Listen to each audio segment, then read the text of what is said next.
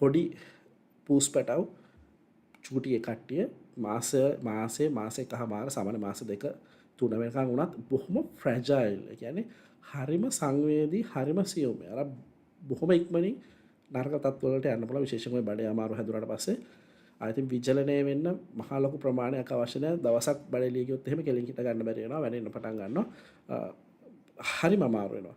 ඉතින් ඒක නිසා බොහොම සැලකිලිමත් වෙන්න ඕන. පූස් පැටියෙක් හෝ බලු පැටියෙක් අලුතෙන් ගෙනාවට පස්සේ මේ වගේ වෙනස්කම් කරන්න. අනිත් කාරණාව තමයි අපි කරන ලොකු වැරද්ද. ලංකාවේ මම දන්නේ කොහෙන්ද කල්චර් එක මගේ මිනිස්සුන්ට තියෙන හදිස්සිය හින්දා තමයි මම හිතන්නේ මිනිස්සු මේ දේවල් කරන්නේ. සාමාන්‍යයෙන් බලු පැටව පූස් පැටව හරි කියුට් නේ චූටි කාලේ.